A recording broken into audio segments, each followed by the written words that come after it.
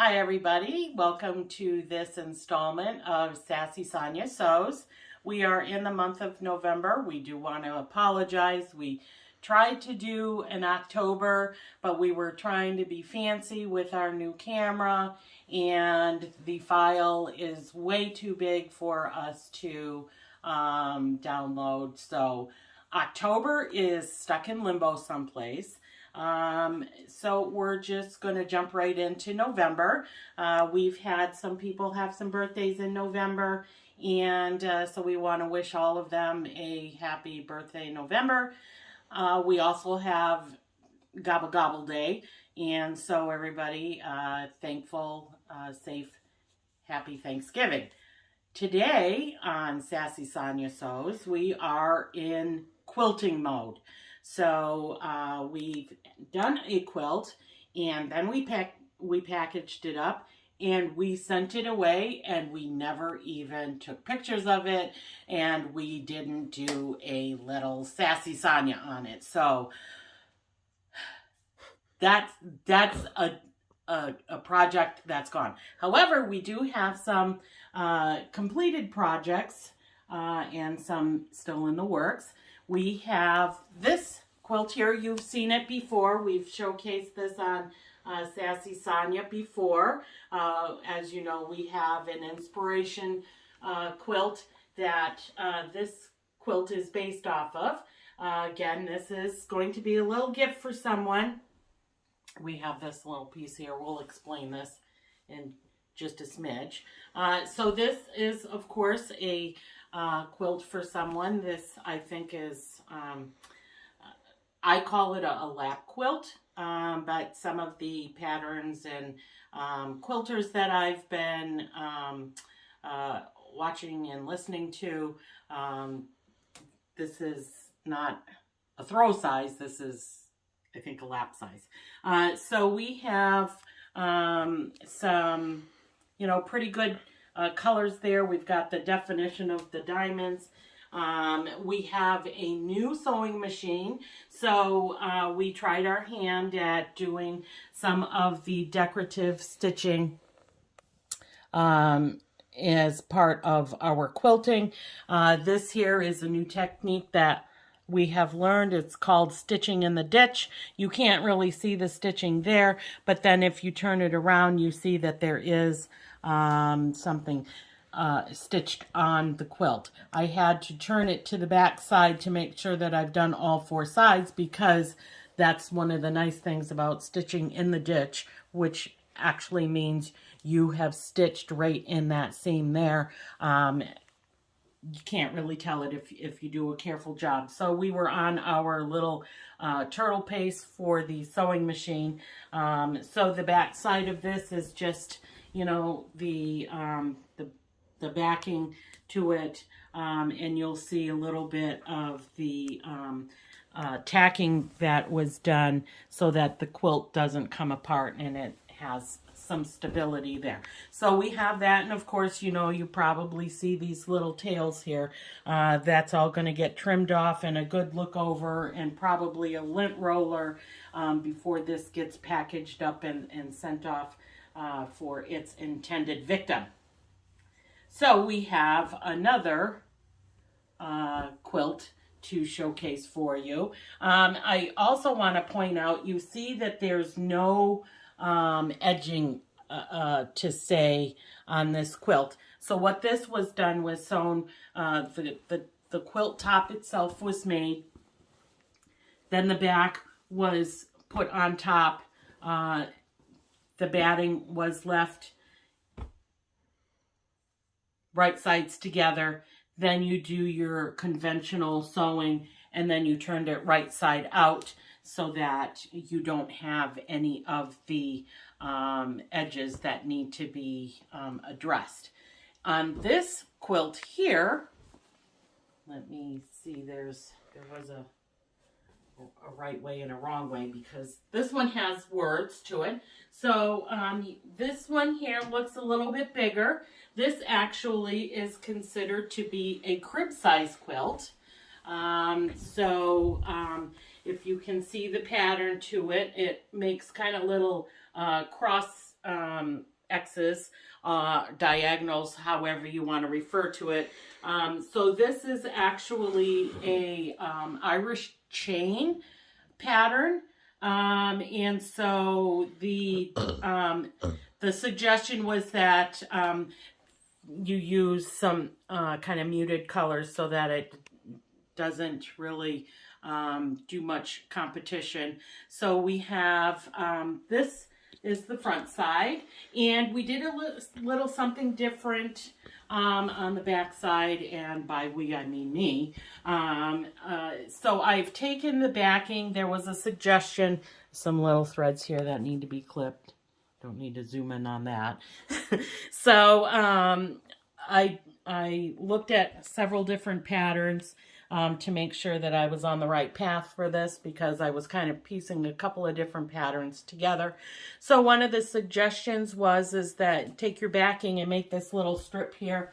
And it was suggested, cut so many inches in.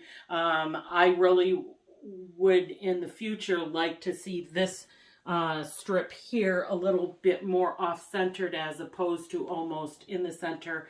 I think I would like that look a little bit better. So this is a variation of how to do the backing. I just took the backing itself and I cut that straight down and then sewed in this panel here. This panel is all of the fabrics from the front side that without the exception of the quote-unquote light pieces, these were considered the dark, and then these were considered the light. So I took the dark colors and I just stitched them all together. I had a template of, how many inches across to go, and then you'll see that they're varying widths as to the rest of it. This one's, pretty tiny here, pretty tiny. So, and these were all just fragments of cutting and making the strips for this. This is considered, the whole top itself is considered patchwork. Anytime you put pieces of fabric together, it becomes a patchwork. But this is considered a 9 patch, which means that there are 9 little individual squares that complete and make that. But you'll see the edging on this. So, the backing, complements the front. And that's, what I've been learning a lot of the quilters do. But you'll see that the edging on this is a little bit different than what you see on this one.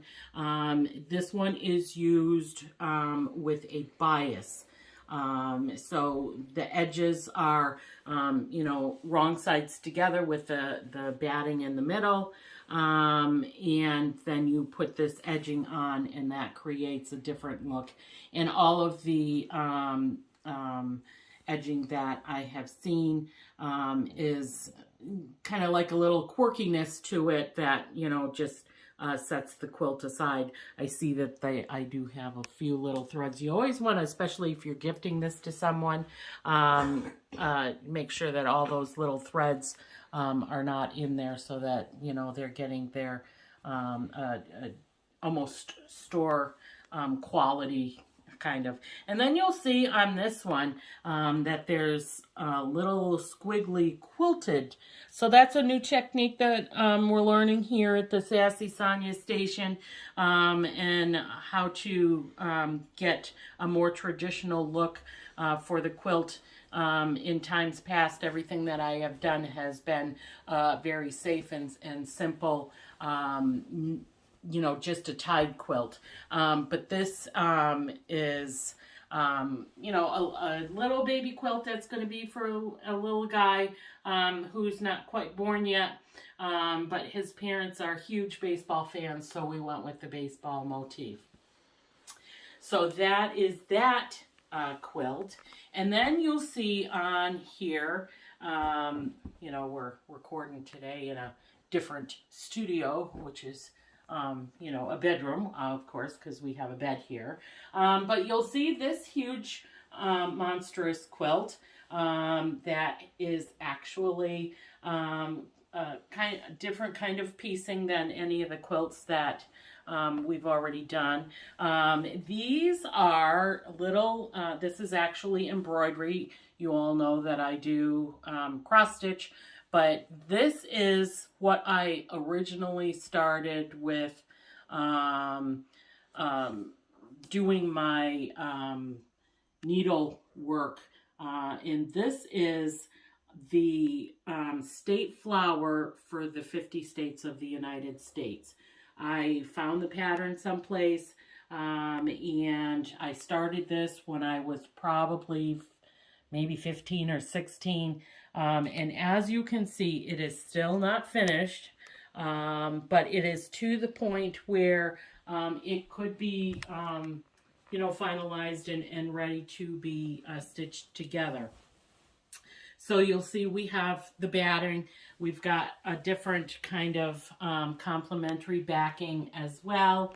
As you can see, since this is my first original quilt, you know, it's was intended for a king size bed, so it's pretty big. This is going to get all trimmed off. I've not decided how I'm actually going to quilt it. I do need to piece this little piece of batting in down here. It has, you know, come out through the years, so I'm going to attach that. And then we're going to get this big guy all kind of finished up. So you'll probably see this again later on, you know, down the road. But, you know, this is very old, so through, you know, different things. So this will get a good washing before, you know, it's actually put to use. So I do want to bring to your attention, though, that it has been brought to the attention of the Sassy Sonya Sews show that there hasn't been any sassiness, and we wouldn't want our viewers to be slighted in any way. So we're going to work on, you know, giving some sass to you. So for that one subscriber who felt he was getting slighted, there's more to come on that. So that's it for this installment of Sassy Sonya Sews. And as always, happy sewing.